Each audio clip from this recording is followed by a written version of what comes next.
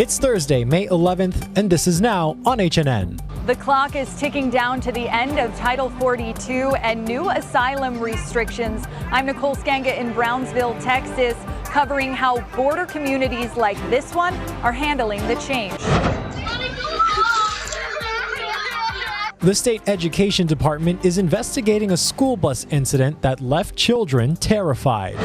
Health officials say low levels of forever chemicals are detected in a central Oahu water well. The Biden administration wants to slash greenhouse gas emissions from power plants. I'm Skyler Henry at the White House with the new proposal and the pushback. These stories plus rockfall dangers are shutting down part of Maui's Hana Highway. A live traffic update coming up on This Is Now.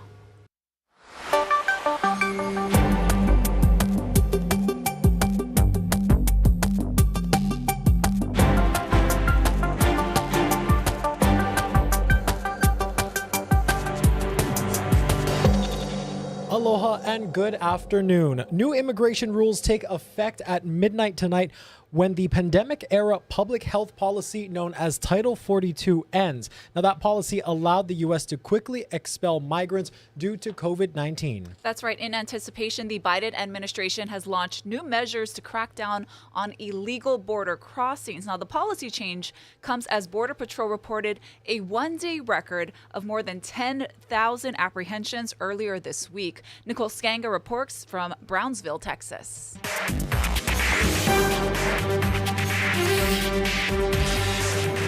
A stream of migrants crossed into the U.S. into waiting Border Patrol vehicles in El Paso, Texas, hours before the new immigration rules are set to take effect. Local governments need the funding to create the infrastructure to help these immigrants that are applying legally, who are coming and asking for asylum. Migrants also lined up at border crossings into Arizona and California. Others waded through the Rio Grande. This man from Venezuela said people are in such a hurry because they were told after Thursday they won't be allowed in. Under the new policy, migrants won't be able to gain asylum in the U.S. without applying for it in another country or through an app. And those caught crossing illegally will now face a 5-year ban from the U.S. and possible criminal charges. Here in Brownsville, Texas, migrants are dropped off by U.S. Border Patrol officials at this bus station. They're given a meal, clothing, and limited guidance, but still so many confused about the legal path forward. The Biden administration acknowledges the next few weeks will likely be challenging. It is going to take a period of time for our approach to actually gain traction and show results. U.S. officials have also increased deportation flights, like this one to Honduras, with the aim of curbing an increasing number of border crossings. Nicole Skanga, CBS News, Brownsville, Texas. For the first time, PFAS chemicals have been detected in water samples from the KAAMILA Wells pumping station. But the health department says there's no significant health risk.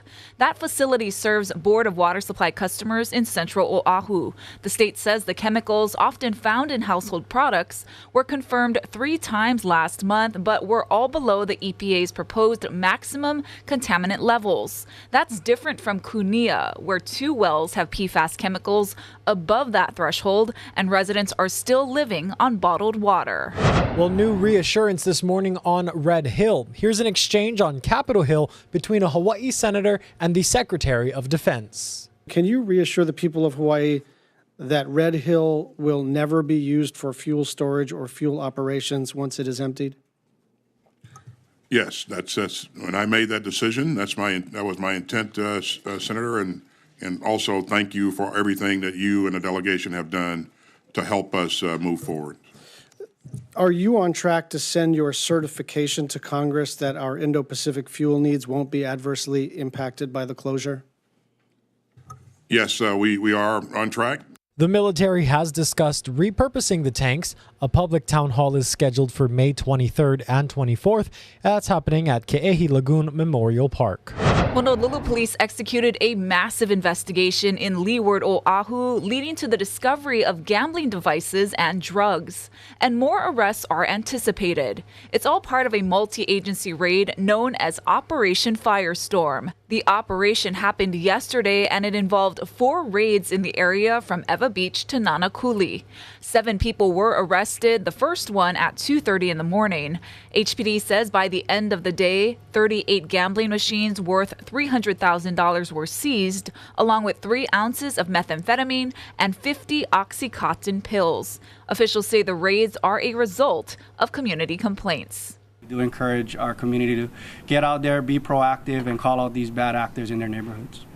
Today's operation is the first, and more will be conducted in other parts of the island. HPD says they also took a man into custody for trying to entice a minor for sexual activity. The investigation is still underway.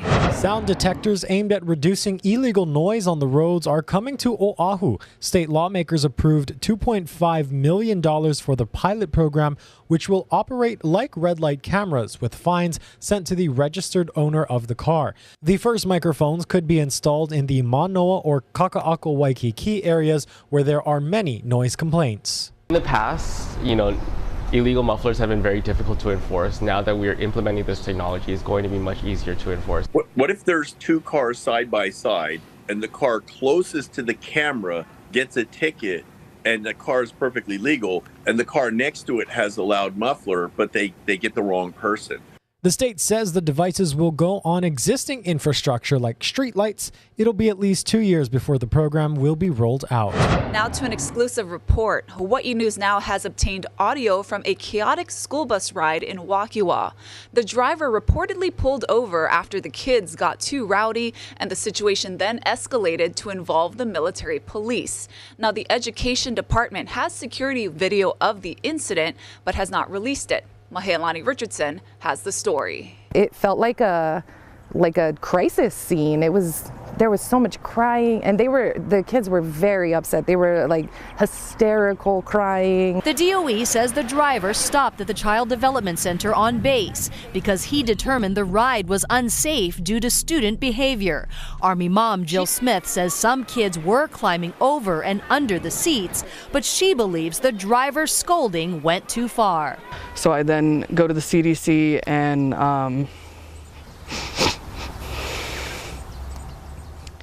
my daughter frantically runs to me. I'm so sorry. My daughter frantically runs to me, just in a panic, and you can see the sheer terror on her face of being told that she wasn't going to be released, and that none of the kids on the bus were going to be released to anybody. Smith's 10-year-old daughter recorded audio of the incident. So if our parents do come over here, they can't come and get us?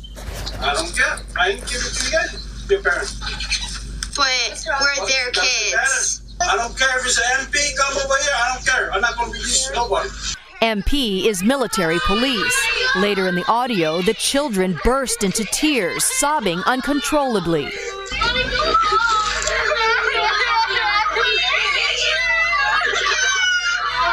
why are you guys crying now? Because you're making us upset. Are you yelling at me? Yeah, because I'm upset. I don't care what you're upset about. You guys think it's easy for driving and look back in the window just to make sure nobody's hurt while you guys playing around? My job is to take you to the school and bring you home safe. More than once he told them, I don't care who shows up, I'm not letting you guys off the bus. In a letter to a parent, the school's principal said, "We've begun our investigation and are in contact with the bus company and the DOE." The DOE says the driver followed protocol by stopping at a designated stop during an unsafe situation. But there was a delay from dispatch to tell the driver what to do next. Parents didn't know where their kids were, so some called military police. We reached out to the school bus company, Roberts Hawaii, and have not heard back. Mahealani Richardson, Hawaii News Now. Now, yesterday, that bus driver was back on the bus, but for the rest of the week, a staff member from Wahiawa Elementary School will be riding the bus to and from Helemano Military Reservation. As Hawaii grapples with the ongoing housing crisis, there is a group working to keep locals living right here. It's called Housing Hawaii's Future, and they are hoping to do just that. For more on this, let's bring in now our digital content producer, Emily Cristobal. Aloha, Emily. Aloha, thanks for having me. So, priced out of paradise, it's a turn of phrase that has almost become synonymous with living in Hawaii. The costs of living, from housing, groceries, and gas, is causing droves of locals and native Hawaiians to leave the place they call home and where their ancestors are from. Although there have been advocates working to create affordable housing for decades, this group believes that the key to the solution lies in the next generation. Young people have been at the forefront of the movement for social justice. They've been at the forefront of the environmental movement. And now it's their time to be in the lead of the movement for affordable housing and workforce housing. It's one thing to have older people, let's say, the baby boomers, advocating and coming up with the housing policies for the next generation. And it's quite another thing for the next generation to be driving those ideas themselves. And if we're going to inherit these decisions and live in Hawaii for the next 50, 60 years, then we should be part of the decision-making process, right? It's decisions by us, not decisions for us. That was Sterling Higa. He's the executive director of Housing Hawaii's Future. And I recently got to sit down with him to discuss housing in Hawaii, what people are seeing, how they're being affected. And that's all in an interview that's going to be aired in our extended stream after This Is Now. Emily, thank you so much for this report. Can you tell us a little bit more about this group and how they tackle the approach to housing solutions? So a big thing that they're working to do right now is called the Stay movement. So they're trying to garner signatures for community to rally around the idea of affordable housing, that this is an important need for our community, that it's really pertinent, that lawmakers, our government are doing the most to make this a reality in Hawaii. And they're also working on bringing in the younger generation, and they're bolstering this movement of increasing civic engagement because, like he mentioned in that thought, it's not necessarily decisions for us, but it's decisions by us. So getting these people, younger generations, into those spots. Got it. And you also mentioned that the full interview will be played in a podcast. Can you tell us a little bit more about that and how people can listen in? Absolutely. So the full conversation will be on our digital platforms as well as our website. It's going to be part of our extended stream, and that will just be a conversation with me and Sterling talking about housing in Hawaii, the people being affected, and some solutions that he mentioned as well. Our Emily Cristobal, thank you so much for your insight on this topic. Awesome. Thank you so much, Dylan. The World Health Organization says Mpox, commonly known as monkeypox, is no longer a public health emergency of international concern. That declaration today follows a heated discussion and vote from the WHO's Mpox Committee. It ends an official designation that's been in place since July 2022, which requires countries that abide by WHO recommendations to declare their own emergencies and activate resources. Lifting it does not mean the work is over, since Mpox still poses public health challenges. It just shows reported cases are down. There were 87,000 of them between January of last year and April of this year.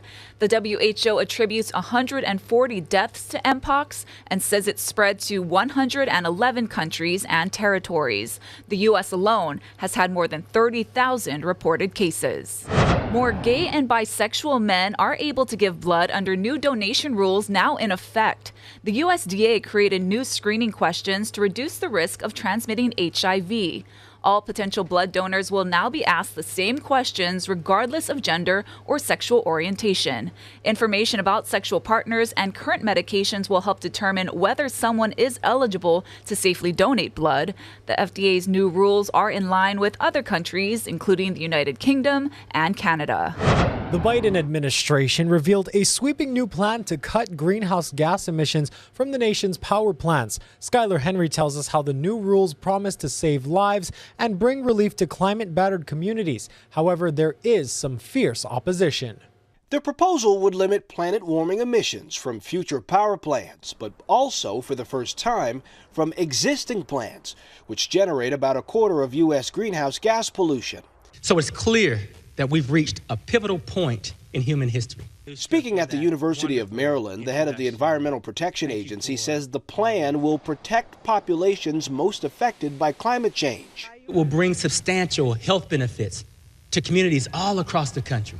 The proposed rule would cut carbon dioxide from the atmosphere, roughly equivalent to the annual emissions of 140 million cars, a change the EPA says would prevent 1,300 premature deaths each year, as well as more than 800 hospital visits and 300,000 asthma attacks.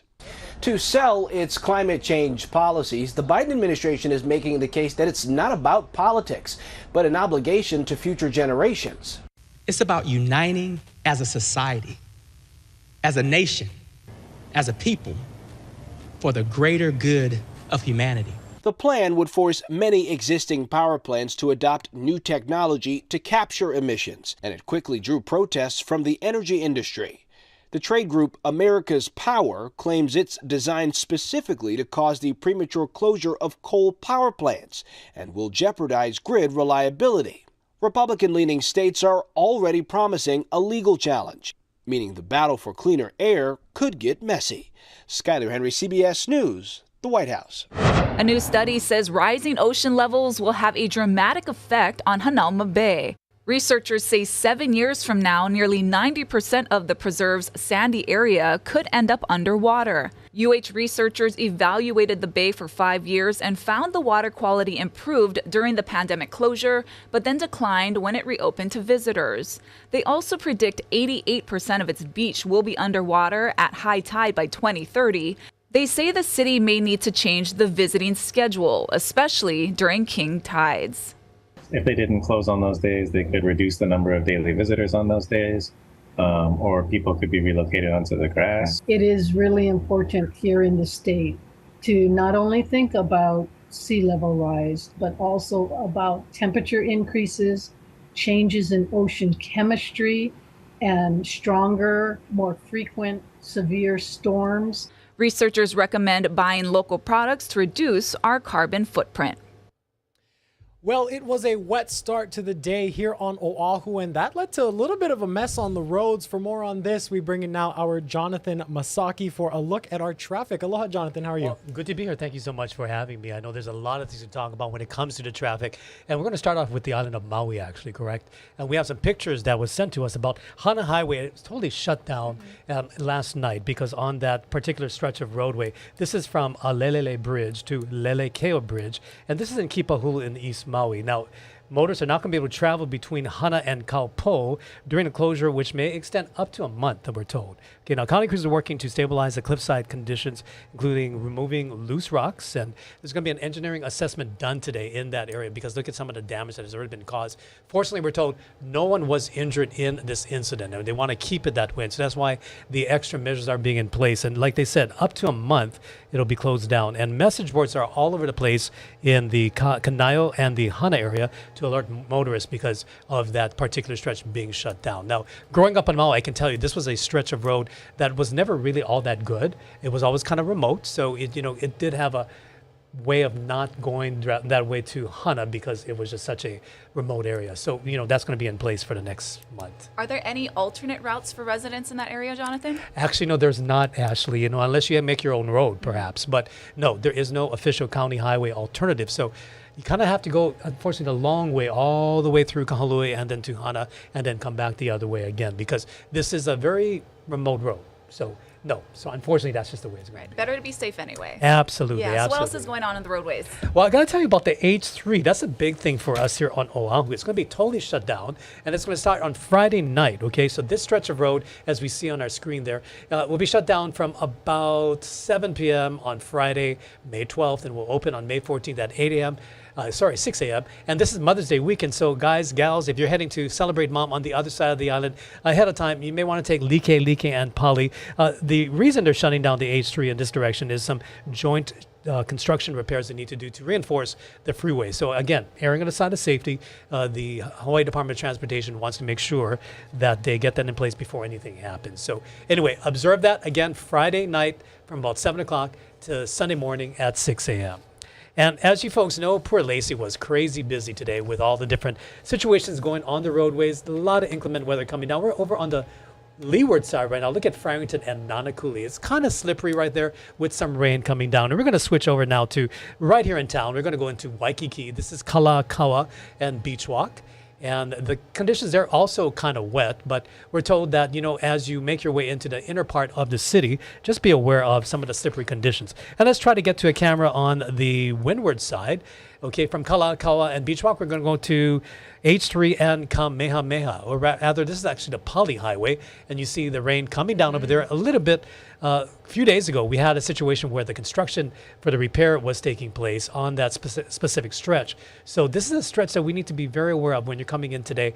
It's not backed up like it was 2 days ago. And let's go to one last camera. We're going to go back to the leeward side, Farrington and Nanakuli, to show you that conditions, like what's going on with the roadways there today. But overall, as we begin our commute this afternoon at about 3 o'clock or so, just be aware the rain may be coming down. Jen Robbins has been very proactive in telling us when we have the first alert weather conditions today.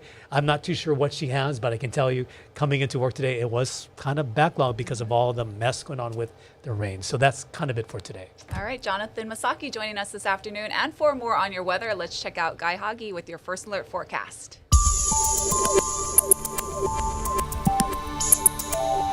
Things are looking good as we head into the Mother's Day weekend. Granted, it is a little damp this morning for us here in Oahu, that clump of moisture there. But the Futurecast says don't expect anything more than that. Early morning showers are likely for the next several days with those trade winds. In fact, you can expect a few more of those passing showers for those windward and Mauka areas over the weekend. But until Thursday of next week, don't expect a whole lot of significant rainfall, even though it will be damp from time to time for those windward areas. So again, spotty showers likely for each afternoon. With the winds running light, we could get some afternoon pop-up showers, and they could even be briefly heavy, but widespread rainfall not expected anytime soon. However, when the trade winds pick up on Mother's Day, it's going to be a more pleasant. Humidity levels will drop. We won't see those pop-up showers, but we could see those passing showers for those windward and Mauka areas. All in all, a beautiful run of weather coming. All right, let's see what the internet is talking about. Elon Musk is back in the news. He says he's found a new CEO for Twitter, and it's a woman.